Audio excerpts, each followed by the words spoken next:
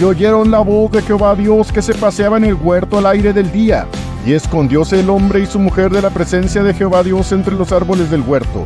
Y llamó Jehová Dios al hombre y le dijo: ¿Dónde estás tú? Y él respondió: Oí tu voz en el huerto y tuve miedo porque estaba desnudo y escondíme. Pregunta: ¿iba Adán a buscar a Dios? Yo respondo esa pregunta, por cierto: jamás. ¿No lo ves todavía, hermano mío? Tú nunca ibas a buscar a Dios en medio de tus pecados. ¿No alcanzas a ver el gran amor de tu Dios? Él fue quien buscó al pecador escondido por causa de sus pecados. ¿Dónde estabas cuando Él te llamó? Inmerso en tus delitos y pecados, cabe mencionar. Y podrías tener ocurrencias de cómo librarte de esos pecados. O tal vez no.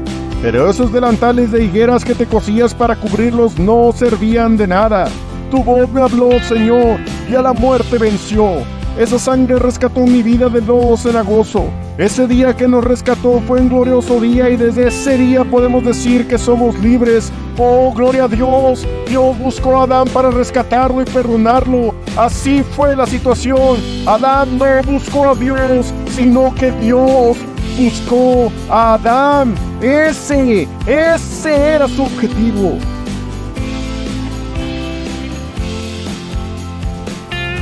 El Evangelio por primera vez. Y enemistad pondré entre ti y la mujer, y entre tu simiente y la simiente suya. Esta te herirá en la cabeza, y tú le herirás en el calcañar. Génesis, capítulo 3, versículo 15. Este es, sin duda, el pasaje por excelencia para demostrar que en medio de una calamidad, la más grande que experimentó el ser humano, hubo un mensaje de esperanza. Es el Evangelio mismo, predicado por primera vez en toda la creación. Y por supuesto, alguien tenía que dar el ejemplo de cómo predicar dicho evangelio, ¿no es cierto? En este mensaje, y espero por la misericordia de Dios, trataré de explicar cómo se llegó a esta situación y el por qué Dios fue tan intencional de llegar a este preciso momento, el más importante en esta parte de esta historia en la humanidad misma. Muy frecuentemente escucho recomendaciones acerca de qué debemos tomar en cuenta al momento de preparar un mensaje. E invariablemente me topo con esta idea. Necesitamos conocer, entender e incluso mencionar algo del contexto histórico del pasaje. Hay un problema con esta parte de la Biblia. No existe contexto histórico, pues la historia se está empezando a escribir, por decirlo de algún modo. No hay nada que esté ocurriendo a lo lejos en otros lados contra lo cual podemos contrastar esta información. Cualquiera que cuestione la veracidad de estos hechos, simplemente se mete en un absurdo laberinto del que no puede salir victorioso de ningún modo. Todo comenzó con una explosión en un Big Bang, dicen. Si nos ponemos muy estrictos, ni siquiera son teorías. Son hipótesis demasiado fantasiosas que no pueden ni podrán jamás demostrarse con ningún experimento que a alguien se le pueda ocurrir. Nadie ha podido viajar en el tiempo para corroborar o negar estos dichos. Pero hay un testigo de todos estos acontecimientos que está vivo todavía. No se puede negar que existe. De hecho, quien se atreve a asegurar que él es solo un invento o una ocurrencia de alguno en el pasado, no solamente corre el riesgo de verse ridículo, sino que es necio en gran manera. Basta voltear a ver el cielo y todo lo que nos rodea para saber que Dios existe.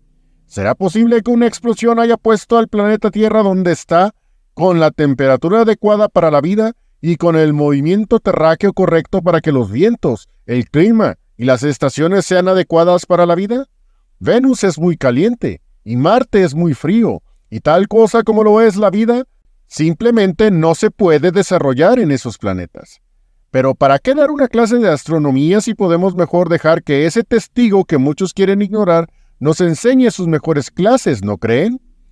Génesis 1, versículos 1 al 4. En el principio crió Dios los cielos y la tierra estaba desordenada y vacía, y las tinieblas estaban sobre la haz del abismo, y el Espíritu de Dios se movía sobre la haz de las aguas. Y dijo Dios: sea la luz, y fue la luz. Y vio Dios que la luz era buena, y apartó Dios la luz de las tinieblas. Y llamó Dios a la luz día, y a las tinieblas llamó noche, y fue la tarde y la mañana un día. Esto es mucho más creíble que la loquísima idea de una explosión. Que yo sepa, después de una, lo que existe es un perfecto desorden, y no un perfecto orden. Dios es el testigo fiel que nos está narrando cómo ocurrió todo esto, y si a Él no le creemos, entonces ¿qué queda? Cualquier otra cosa que se diga al respecto a este tema es pura e incrédula especulación. Nadie estuvo presente en estos momentos, así que solo podemos confiar en la palabra que solo de Dios viene. ¿No ha sido así siempre? El que en Él cree no es condenado. Eso lo hemos leído en algún lugar. Aún con todo, estos pasajes siempre me hacen plantearme algunas preguntas. La principal de ellas que siempre me da vueltas en la cabeza es: ¿por qué se tomó esta molestia Dios para preparar todo lo que leemos en estos capítulos si finalmente el hombre iba a caer? Tengo una respuesta de hecho para esta pregunta, aunque no sé si esté completa o satisfaga cualquier curiosidad que surja de esa pregunta y de estos pasajes. Por ejemplo, los pasajes que leímos muestran cuando Dios creó los cielos y la tierra, el desorden que había y cuando hizo la luz. ¿Por qué había un desorden? ¿Cómo fue posible que la luz existiera antes que Dios creara las lumbreras, el sol y la luna? Tantas cosas, ¿verdad? Lo cierto es que así sucedieron. La gente que todo lo cuestiona no se pone a pensar, por ejemplo, que cuando algo está en construcción hay un inherente desorden, pues las cosas todavía no han acabado. El municipio arregla una calle y hasta ponen un letrero que dice: disculpe las molestias que nuestros trabajos les ocasionan, es para su beneficio. ¿Y de la luz? Dios es luz, y en Él no hay ningunas tinieblas. No necesitamos el sol para ver. Llegó Cristo a nuestras vidas siendo ciegos, y ahora por Él podemos ver. ¿No es maravilloso todo esto? Hay, sin embargo, varios detalles que llaman tanto la atención. Además de la imprecisa fantasía de que Adán y Eva comieron una manzana, ¿se habían dado cuenta que en medio del huerto habían dos árboles? Estaban allí los dos, y cualquiera podía verlos. Comparemos dos pasajes para enterarnos de este hecho. Génesis 2:9. Y había Jehová Dios hecho nacer de la tierra todo árbol delicioso a la vista y bueno para comer, también el árbol de vida en medio del huerto, y el árbol de ciencia del bien y del mal. Leemos muy claramente que el árbol de la vida estaba en medio del huerto. Ahora veamos este otro pasaje en Génesis 3:3, cuando Eva estaba hablando con la serpiente. Mas del fruto del árbol que está en medio del huerto, dijo Dios, no comeréis de él, ni le tocaréis, porque no muráis. Debemos notar que no se trata del mismo árbol. Este, del que finalmente Adán y Eva comieron, es el árbol de la ciencia del bien y del mal. De ese árbol había una sentencia. Génesis 2, versículos 16 y 17. Y mandó Jehová Dios al hombre diciendo, de todo árbol del huerto comerás, mas del árbol de ciencia del bien y del mal no comerás de él, porque el día que de él comieres, morirás. Ahora, yo sé que todo esto ya lo sabes. Muchas veces se ha explicado esto incluso entre el mundo inconverso. La pregunta importante todavía está en pie. ¿Por qué Dios se tomó este tiempo y esta molestia de preparar todo para un ser humano que finalmente iba a caer, pasara lo que pasara? Ustedes ven que Adán, ya sea estando solo o incluso con Eva, antes de que comieran de ese árbol prohibido, pudieron tomar del árbol de la vida, del cual, como se ve más adelante en la misma palabra de Dios, si comían de su fruto, vivirían para siempre. Vean cómo Dios puso en medio del huerto, frente a sus ojos, el medio para que cualquiera de ellos simplemente tomara de ese fruto tan preciado y vivirían para siempre. ¿Sucedió tal cosa? Tú y yo sabemos que no. Esto evidencia nuestra inutilidad humana para que de nosotros mismos, con nuestras propias fuerzas, busquemos a Dios y obtengamos vida eterna. Simple y sencillamente, no podemos. Oh, hermano mío, sin nuestro Dios nada podemos hacer. ¿No lo vemos todavía? Desde un principio hemos sido tan ciegos para entender nuestra realidad. Necesitamos tanto a nuestro Dios y pretendemos querer seguir viviendo en este mundo sin Él como una humanidad caída que, como débiles espigas de trigo, queremos enfrentar un fuerte tornado y pensamos vanamente que podemos vencer. Además, volviendo a nuestra historia primitiva, vemos que todo detalle fue puesto y aún plantado por Dios por muy buenas razones. Tal vez no las entendamos al 100% todavía, pero eso no significa de ningún modo que no son importantes. Vean por ejemplo este pasaje, Génesis 2:18. Y dijo Jehová Dios, no es bueno que el hombre esté solo, haréle ayuda idónea para él. Oh, sí. Ya conozco la historia. Aquí fue cuando Dios creó a Eva de la costilla de Adán. Momento, no tan rápido, no fue de inmediato. Primero Dios puso a trabajar a Adán, y aunque fuera feliz nombrando a un sinnúmero de animales, y ni siquiera puedo imaginarme cuánto tiempo tardó en hacer eso, lo hizo pasar por ese proceso para que entendiera que ese trabajo, o bien cualquier trabajo que sea, no sería idóneo para aliviar su soledad. Génesis 2, versículos 19 y 20. Formó, pues, Jehová Dios de la tierra toda bestia del campo, y toda ave de los cielos, y trájolas a Adán, para que viese cómo les había de llamar. Y todo lo que Adán llamó a los animales vivientes, ese es su nombre. Y puso Adán nombres a toda bestia y ave de los cielos, y a todo animal del campo. Mas para Adán no halló ayuda que estuviese idónea para él. Pero bueno, esas son solo observaciones de todo un plan mucho más grande que solo Dios pudo gestar en lo más profundo de su infinita mente. Todo esto para mostrar a ese ser que Él creó cuánto es capaz de amarlo. Ese es el gran fin de todo esto. Dios es amor y quería atar todos los cabos para que no quedara ninguna duda de cuánto es capaz de amar al ser humano que Él con tanto amor creó. ¡Oh, mi gran Dios! Todo lo preparaste para que estuviéramos contigo disfrutando para siempre de tu gran amor.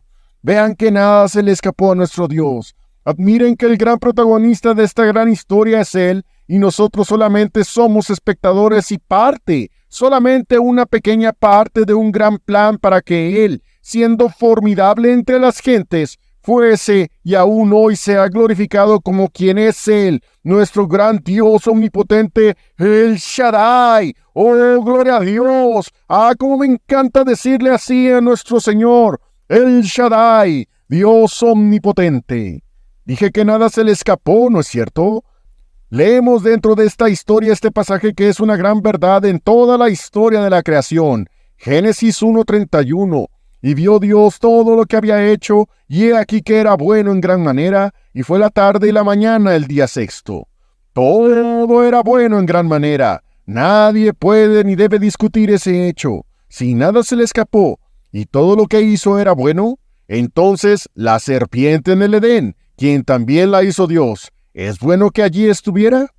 Después de todo, ella tentó a Eva, y sucedió lo que ya todos sabemos, y por lo cual nos tiene en esta nuestra situación el día de hoy. Hay otra pregunta, pero esta sabemos la respuesta. Claro que era bueno. La otra pregunta es, ¿a poco Dios no sabía que Adán iba a pecar? Por supuesto que lo sabía. Como dije, a Él nada se le escapa. Eso que dicen que Dios tiene un aprendizaje progresivo son puras mentiras. Eso no es verdad. Dios es omnisciente y así lo ha sido desde siempre. He aquí donde se viene la parte más importante de esta historia. Todo tiene que ver con su amor y su misericordia. Todo tiene que ver con la demostración de cómo quiere Él establecer sus victorias. Para que nosotros como seres humanos entendamos el gran amor de Dios, debemos saber de qué nos puede librar. Por supuesto que todo esto fue premeditado, y no precisamente por Satanás, que como serpiente antigua creyó que iba a ganar. Desde un principio cree meter goles, y lo único que recibe son autogoles. Nadie puede ganarle a Dios. No le es conocido un némesis o alguno que siquiera le haga titubear en la batalla. Fue, es y sigue siendo Dios quien está detrás de esta historia, mis hermanos. Si ya el hombre había mostrado evidencia de que con sus propias fuerzas no se le ocurriría buscar a Dios, vean lo que sucedió cuando ocurrió el trágico momento de comer de ese árbol que no debería haber comido. Dice la Biblia en Génesis 3, versículos 6 y 7. Y vio la mujer que el árbol era bueno para comer, y que era agradable a los ojos, y árbol codiciable para alcanzar la sabiduría. Y tomó de su fruto, y comió, y dio también a su marido, el cual comió así como ella. Y fueron abiertos los ojos de entrambos, y conocieron que estaban desnudos. Entonces cosieron hojas de higuera, y se hicieron delantales. Hicieron lo que pudieron. Cosieron sus inútiles delantales, y todo ese conocimiento que adquirieron al comer de ese fruto no les estaba sirviendo de nada. Era la tragedia más grande a la que se estaban enfrentando, y con su muy limitada sabiduría no se les ocurrió algo que pudo ser lo más importante y la gran solución a sus nuevos problemas. No buscaron a Dios. Miren, hermanos, este es el punto. Adán y Eva solo tenían que llamar a Dios y platicar con Él lo sucedido. Solo debían pedirle perdón. ¿Qué pasó en vez de eso? Miren los versículos 8 al 10 de este capítulo 3. Y oyeron la voz de Jehová Dios que se paseaba en el huerto al aire del día. Y escondióse el hombre y su mujer de la presencia de Jehová Dios entre los árboles del huerto. Y llamó Jehová Dios al hombre y le dijo: ¿Dónde estás tú? Y él respondió: Oí tu voz en el huerto y tuve miedo porque estaba desnudo y escondíme. Pregunta: ¿iba Adán a buscar a Dios? Yo respondo esa pregunta, por cierto: jamás. ¿No lo ves todavía, hermano mío? Tú nunca ibas a buscar a Dios en medio de tus pecados. ¿No alcanzas a ver el gran amor de tu Dios? Él fue quien buscó al pecador escondido por causa de sus pecados. ¿Dónde estabas cuando Él te llamó? Inmerso en tus delitos y pecados, cabe mencionar. Y podrías tener ocurrencias de cómo librarte de esos pecados. O tal vez no. Pero esos delantales de higueras que te cosías para cubrirlos no servían de nada. Tu voz me habló, Señor, y a la muerte venció. Esa sangre rescató mi vida del lodo cenagoso. Ese día que nos rescató fue un glorioso día y desde ese día podemos decir que somos libres. ¡Oh, gloria a Dios! Dios buscó a Adán para rescatarlo y perdonarlo. Así fue la situación. Adán no buscó a Dios, sino que Dios buscó a Adán. Ese era su objetivo. Ni modo que Dios no supiera dónde estaba. Sabemos la insolencia de Adán, echándole la culpa a quien lo quería rescatar por haberle dado a Eva. Entendemos muy bien a Adán, pues no somos tan diferentes, ¿no es así? Nos va mal y queremos echar culpas a quien se deje. Y si es a Dios, pues qué mejor. Él permite todas nuestras desgracias, se llega a decir, en medio de toda calamidad. Pero, ¿no son esos momentos en los cuales Él se acerca? ¿No te pregunta con su penetrante voz: ¿dónde estás tú? Muerto estabas en tu interior, mi hermano. Te escondías de tu Señor y su perdón te liberó. ¡Oh, qué glorioso fue ese día cuando su sangre te rescató! Y ya que esos inútiles delantales no servían para nada, tuvo Dios que comenzar a arreglar el problema y arreglar nuestra plana. Así es, Dios mismo, para quitar nuestros pecados, se hizo hombre y habitó entre nosotros. Está escrito en el Evangelio de Juan: vimos su gloria, como gloria del unigénito del Padre, lleno de gracia y de verdad. Es decir, para arreglar este gran problema que teníamos, tuvo Dios que pagar el precio solamente porque así lo quiso hacer. Fue todo por gracia, ese gran favor inmerecido. Esos delantales fueron desechados y miren lo que Dios hizo en su lugar. ¡Oh, gloria a Dios! ¡Gloria a Dios y gloria a Dios! ¡Adiós, Satanás! ¡Adiós, pecado! ¡Adiós, condenación! Miren el poderoso pasaje de la Biblia, Génesis capítulo 3, versículos 14 y 15. Y Jehová Dios dijo a la serpiente: por cuanto esto hiciste, maldita serás entre todas las bestias y entre todos los animales del campo. Sobre tu pecho andarás, y polvo comerás todos los días de tu vida. Y enemistad pondré entre ti y la mujer, y entre tu simiente y la simiente suya. Miren lo que viene. Esta te herirá en la cabeza, y tú le herirás en el calcañar. La gran esperanza de que todo esto no se iba a quedar a medias la está poniendo Dios en este primer evangelio cuando Él lo predicó por primera vez. Aquí está la gran promesa de perdón y libertad. Satanás iba a ser vencido, aunque hirió el calcañar, aunque ese cuerpo fue molido por nuestros pecados, aunque traspasaron su costado, aunque sufrió tal contradicción de pecadores, aunque fue abandonado incluso por el mismo Dios en esa cruenta cruz. La Biblia declara poderosamente acerca de la simiente de la mujer, quien es nuestro Cristo, por supuesto. Esta te herirá en la cabeza. Este es el gran plan de Dios. Así quería Él mostrar su gran amor. Así es su gran misericordia. Y si después de saber todo esto no le amamos más, somos unos perfectos desagradecidos. Pero eso no es lo que se espera de sus hijos, ¿verdad? Solo deseo que entendamos más de qué nos rescató. Solo quiero que sepas más conscientemente qué hizo Él para librarte. Su voz te habló y a la muerte venció. Por supuesto, no solo se quedó en palabras. Desde ese mismo momento en el Edén, Dios comenzó a actuar. Después de dictar su sentencia sobre el hombre, la mujer y la serpiente, nos encontramos con este pasaje tan revelador. Génesis 3, versículo 21. Y Jehová Dios hizo al hombre y a su mujer túnicas de pieles y vistiólos. Es Dios en acción. Nótenlo, mis hermanos amados de Dios. Las higueras eran inútiles para cubrir el pecado. Dios les hizo túnicas de pieles. Se tuvo que sacrificar un animal para obtener esa piel y Dios hizo las túnicas. Vean nada más la gran figura aquí. Solo podemos ser vestidos y cubiertos nuestros pecados con ese sacrificio que nuestro amado Salvador hizo en ese Gólgota inolvidable. La historia de la cruz no es para ser contada de manera superficial o para banalizarla comparándola con cualquier hecho histórico que este planeta haya presenciado. Nada es más sublime que escuchar en el monte de la calavera estas grandes palabras: Telestai, consumado es, o bien estas otras: en tus manos encomiendo mi espíritu. Y todo para hacer realidad las palabras de ese evangelio que fue escuchado por primera vez en aquel jardín del Edén. Fuimos rescatados poderosamente de las garras de ese postrer enemigo, la muerte, para que ahora vivamos eternamente por Él y para Él. ¿Cómo podría yo decir en algún momento en mi vida que no quisiera más estar con Él? Dios quiera que eso jamás pase por mi cabeza. Fue glorioso ese día cuando su sangre nos rescató de la maldición del pecado y la condenación. Ahora somos libres, libres, libres. Que el Señor siempre te bendiga. Amén.